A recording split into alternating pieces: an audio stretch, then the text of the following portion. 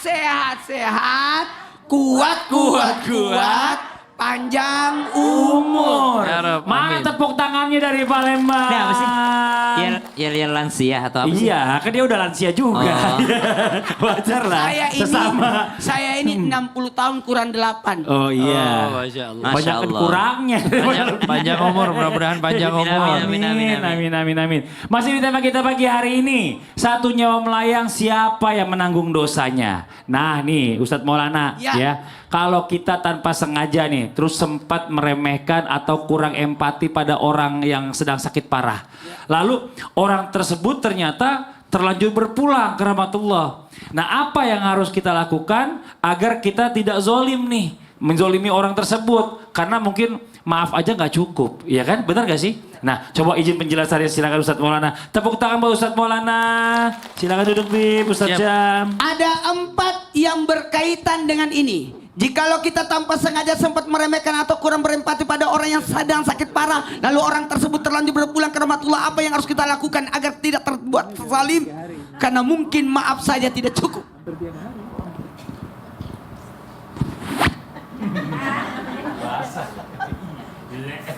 Yang pertama, mohon maaf. Tadi udah dijelaskan oleh Habib, makasih banyak Habib. Ada hak orang terhadap diri kita. Ada haknya. Assalamualaikum. Waalaikumsalam. Haknya untuk dijawab salamnya. Hasinah, alhamdulillah. Yahdikumullah. Haknya untuk didoakan. Haknya untuk dijawab salamnya. Haknya untuk didoakan supaya dia baik. Apa lagi? Hak untuk dihadiri undangannya kalau kita diundang. Apa lagi? Besuk jikalau dia sakit. Barang siapa tidak besuk orang sakit 3 hari, dosalah kita kalau tidak.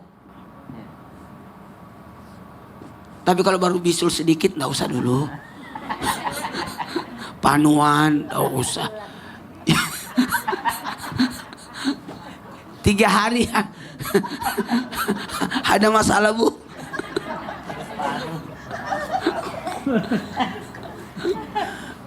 Apalagi?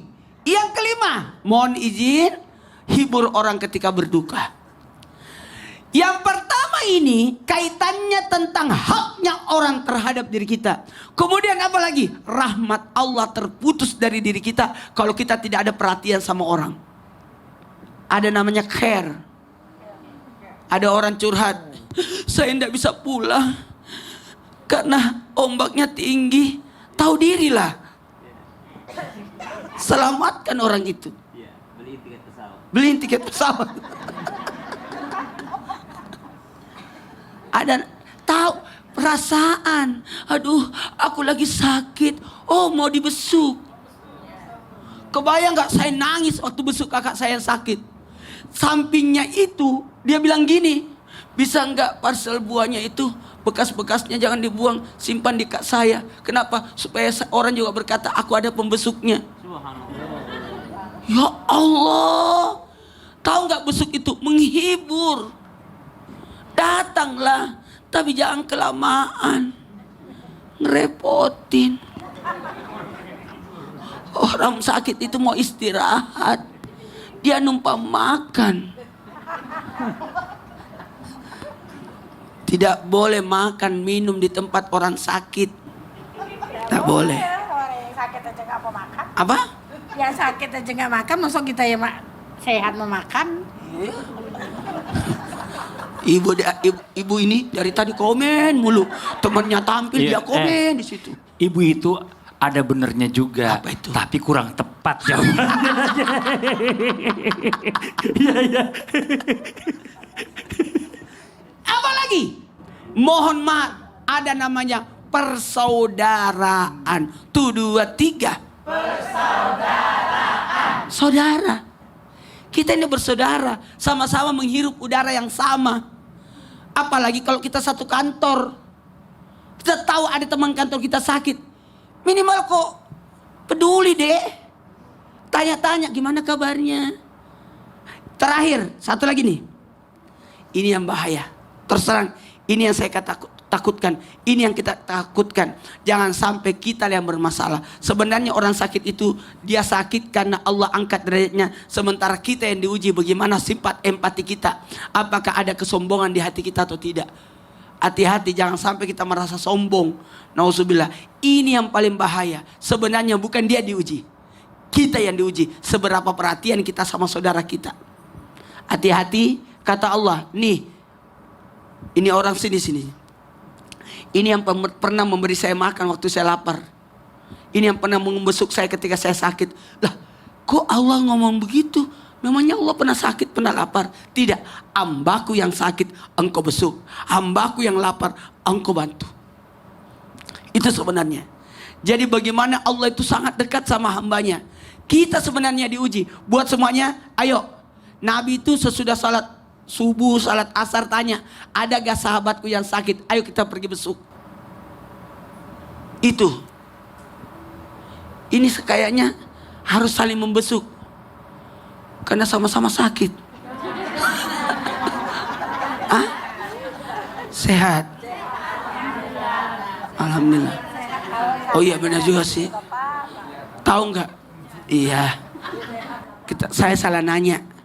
Kalau nanya sama orang tua, semua sehat. Padahal lututnya sakit. Iya, pinggangnya. Karena ukuran sehatnya anak muda sama orang tua beda. Beda. Kalau orang tua, anak muda ada sakit sedikit, aku sakit. Dia harus sehat tuh benar-benar fit kalau anak muda. Kalau nenek-nenek ditanya, yang penting hidup sehat itu. Masya Allah. Makasih banyak Ustadz Maulana. Tepuk tangan buat Ustadz Maulana. Kita lanjut. Nah sekarang waktu kita kasih kesempatan jamaah buat curhat sama guru-guru kita. Tapi sebelumnya kita masuk dulu ke segmen Curhat Dong Ustadz. Iya, kami curhat. Oke, yang mau curhat boleh silakan angkat tangannya. Gantian dari sebelah sini. Ibu yang tadi aja deh yang pakai sarung tangan. Ibu izin boleh maju ke depan, Bu. Maaf sebelah sini, Bu. Habib boleh maju, Bib? Boleh. Iya. Silakan perkenalkan dirinya. Assalamualaikum warahmatullahi wabarakatuh. Waalaikumsalam warahmatullahi wabarakatuh. Sebelum kami utarakan, kami minta maaf pada Ustadz. Kalau kami dari Majelis Taklim Istiqomah Muratara, cuman bukan saya nih dari Palembang, saya dari Desa Lubulingga Muratara. Kalau dari Palembang itu kota. Kota, iya. 8 jam. Ini Ustadznya dari kota, kami dari desa. Oh, dari Lubulingga. Iya, Nama saya Ibu Sulastri dari Lubulingga Muratara. Oh. Tujuan kami kemari kepingin curhat pada Ustadz. Boleh, Bu. Terutama Ustadz Maulana. Iya. Kami tuh punya sejarah keluarga. 10 adik-beradik. Itu sudah saya berkali-kali ngadakan rapat. Saya punya ibu peninggalan warisan, ibu saya punya bedeng dengan rumah. Oke. Maksud saya itu, dia tuh tidak mau dijual rumah itu, mau mengambil kos-kosannya. Mau dibikin kos-kosan. Sudah. Oh, Maksudnya hasilnya itu ada yang nggak beres. Maksud saya rumah dan warisan itu dijual, rumah tuh dibagi yang adil. Biar saudara-saudara saya itu menikmati. Iya. Ibu berapa bersaudara tadi? 10 adik-beradik. 10 kakak beradik. Iya. Berapa perempuan, berapa laki-laki? 3 laki-laki, 7 perempuan. Oh berarti perempuan bagiannya lebih dikit ya Bu ya, ingat loh. Jangan minta sama. Tidak. Nggak boleh. Nah saya minta solusinya Ya. Ibu sini dulu, Ibu kesini lagi. Gimana caranya untuk mengatasi atau untuk membina keluarga jangan sampai pecah belah. Bener, ini kan bicara masalah ini, Bib. Jadi waris, ibu ini punya satu rumah peninggalan ya. Dan ini dipakai buat kos-kosan. Iya. Nah dibuat kos-kosan, seharusnya hasil dari kos-kosannya ini kalau memang kesepakatan bersama, berarti uang hasil kos-kosan itu dibagi sesuai hak waris juga kan, Bib? Ya? Baik, betul. Harus seperti itu atau Betul. bagaimana? Silakan penjelasannya, Bib. Silakan, Bib. Baik, mohon izin Bunda, mohon izin para jamaah yang hadir dan para jamaah yang setengah menyaksikan daripada pelajaran Islam itu indah ini. Tentunya dalam bab waris Allah Subhanahu wa taala telah menyatakan di dalam Al-Qur'an bagaimana pembagian-pembagian. Bahkan Allah taala nyatakan biasanya ayat-ayat waris dengan yusikumullah fi auladikum. Allah berwasiat, Allah memberikan pesan. Maksudnya di sini apa? Maksudnya jalankanlah daripada perkara waris ini dengan baik dan benar. Nah, salah satu solusi yang saya tangkap ya, dan mudah-mudahan ini bukan fatwa ya, akan tetapi kita mencari solusi dengan kebaikan.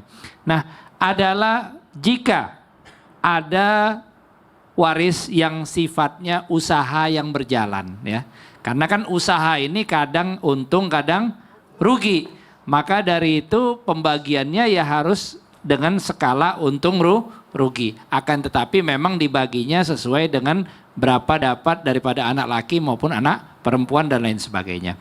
Nah, tapi alangkah baiknya untuk keluar dengan sama-sama tenang semuanya. Kalaupun di antara saudara tadi ada yang ingin menjalankan, alangkah baiknya kita jual kepada saudara kita yang mau jalanin tadi. Kalau seandainya dia mau jalanin usaha itu, dia merasa dia sudah mengetahui dan dia sudah bisa menjalankan usaha tersebut, kita jual aja sama dia dengan harga yang disepakati oleh seluruh daripada ahli waris, dijual kepada fulan bin fulan. Nah, untuk haknya mutlak akhirnya punya saudara daripada yang menjalankan usaha tersebut. Nah, saya rasa itu salah satu solusinya, dan apabila ingin dijual kepada orang lain maka telah jelas tadi apa yang disampaikan oleh saudara Akhina Fadli tadi, untuk dibagikan sesuai dengan perkara waris. Tidak boleh tinggal di rumah warisan tanpa izin ahli waris yang lain. Betul. Karena ada haknya saudara di situ. Dan juga nggak bisa mengambil warisan itu atau tempat usaha itu buat keuntungan pribadi. Nggak boleh. Karena kalau ada hak waris. Kalau mau bagus, ada satu saudara yang beli itu rumah, kemudian dibagi-bagiin yang punya hak. Itu karena nggak bagus juga kalau rumah warisan dijual.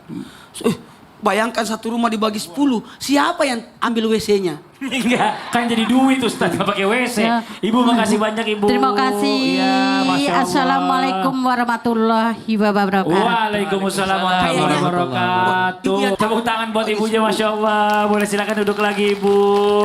Nah, sekarang sama-sama kita angkat tangan kita ya, kita dengarkan doa disampaikan oleh Ustaz Syam. Silakan Ustaz Syam. Alhamdulillahi Rabbil Alamin. Amin. Allahumma salli ala Sayyidina Muhammadin Nabiyil Ummi wa ala alihi wa sahbihi wa sallim. Amin. Allahumma shfi maradana wa maradal muslimin.